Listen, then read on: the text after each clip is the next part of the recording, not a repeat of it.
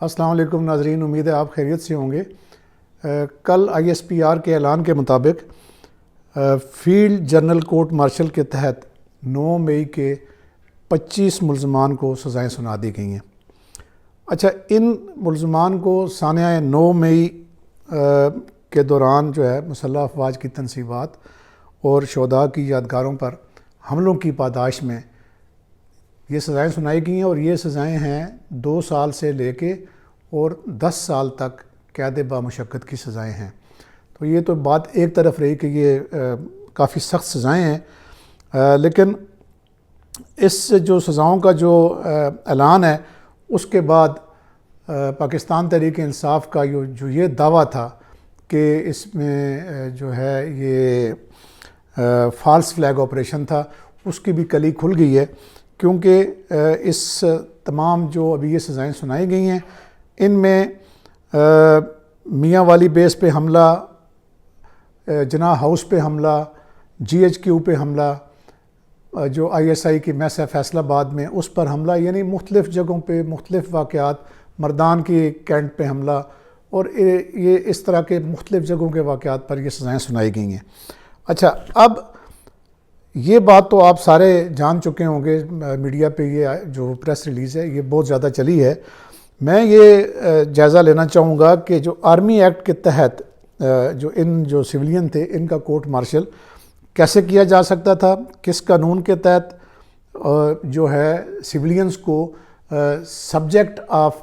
Army act قرار دیا جا سکتا ہے یا بنایا جا سکتا ہے، اور پھر یہ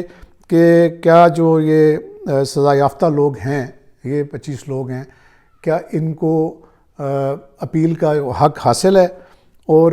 یہ براہ راست ہائی کورٹ میں یہ جا سکتے ہیں اس فیصلے کے خلاف، اس بات کا بھی جائزہ لیں گے۔ اور پھر یہ کہ کیا یہ فالس فلیگ آپریشن تھا یا نہیں، اگر آخر میں ٹائم ملا تو اس بات کا بھی جائزہ لیں گے۔ ہم کوشش کریں گے کہ شارٹ ویڈیو ہو، کرسپ ہو، اور یہ جو قانون والی دفعات مجھے پتہ ہے کہ آپ کو یہ لگتی ہیں کہ یہ بور ہیں، لیکن ان کو اس طریقے سے مکس اینڈ میچ کر کے آپ کے سامنے میں رکھوں گا تاکہ آپ بور بھی نہ ہوں اور آپ کو پتہ بھی چل جائے کہ یہ کس طریقے سے یہ ہوتا ہے۔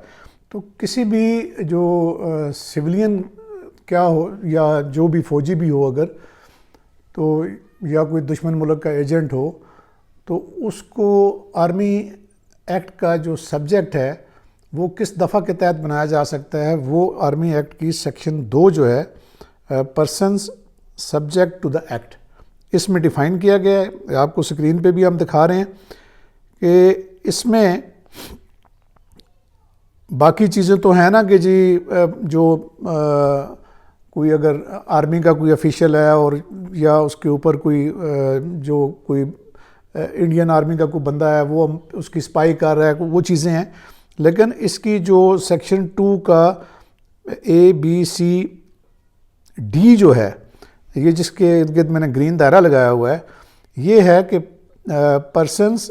not otherwise subject to this act who are accused of، اب کون ہے جی وہ؟ seducing or attempting to seduce any person subject to this act from his duty or allegiance to government، ٹھیک ہے جی، اور having committed in relation to any work of defense، خیر وہ اس طرح سے ہے۔ پھر آگے اس کا جو سب سیکشن 3 ہے، اس کا آگے 3 کا A ہے کہ who raise arms or wage war against Pakistan, یعنی یہ آ گیا کہ آپ سمجھ آ گئی ہوگی آپ کو کہ جی آرمز اٹھائیں یا وار ڈکلیئر کریں، اور attack the federal forces of Pakistan, یہ بہت امپورٹنٹ ہے کہ اٹیک کریں لا انفورسمنٹ ایجنسیز، اور اٹیک اینی سول اور ملٹری انسٹالیشنز ان پاکستان۔ اب آپ کو یہ ایک ڈیفینیشن میں براڈر پرسپیکٹو میں یہ سمجھ آ گئی ہوگی کہ ریڈیو پاکستان کی بلڈنگ ہو یا جناح ہاؤس کی بلڈنگ ہو یا عام لا انفورسمنٹ ایجنسیز پہ بھی حملہ ہو تو بھی آرمی ایکٹ کا سبجیکٹ بن سکتا ہے، اور اسی یہ جو ڈیفینیشن ہے اسی کے تحت ان لوگوں کو سبجیکٹ بنایا گیا ہے آرمی ایکٹ کا۔ اچھا، پھر اسی طریقے سے اور لوگ بھی ہیں، وہ آپ کی نالج کے لیے میں بتا دیتا ہوں کہ جو ملک میں جو دہشت گردی کرنے والے لوگ ہیں، میں اس کیس کے حوالے سے جس میں کل سزائیں ہوئی ہیں اس کے حوالے سے بات نہیں کر رہا، اور جو یعنی یہ کیا نام ہے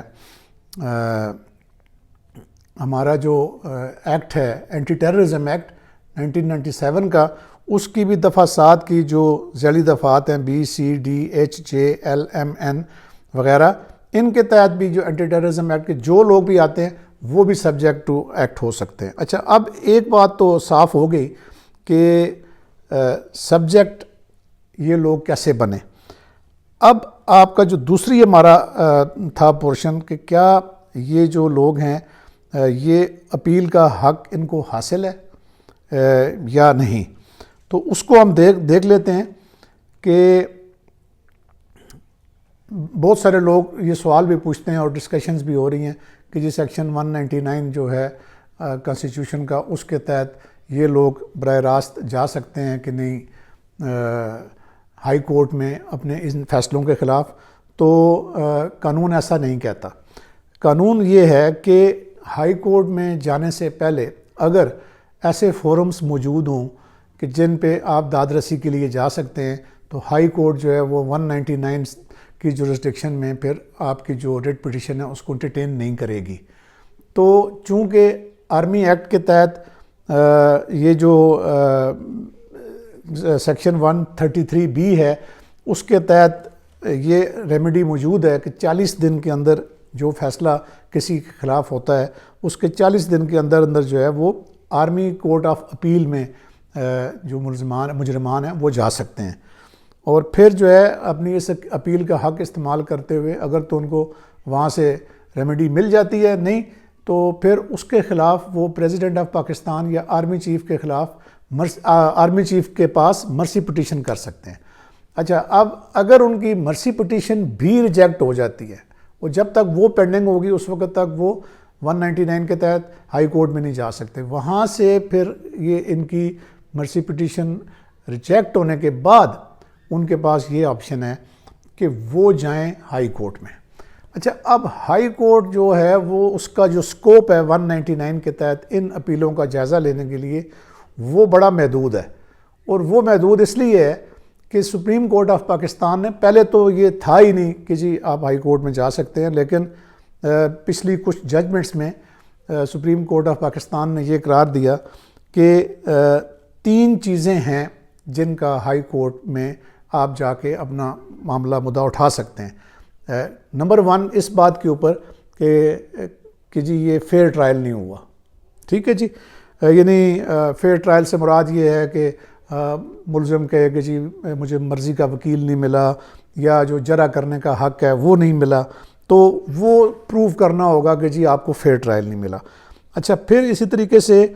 کہ جی یہ جو ٹرائل ہے ملٹری کورٹ میں یہ بدنیتی کے اوپر کیا گیا ہے۔ اچھا، اب بدنیتی کو بھی جو شامل کرنا ہے یہ بہت ہی مشکل کام ہوگا ان ملزمان کے لیے۔ اس کی وجہ یہ ہے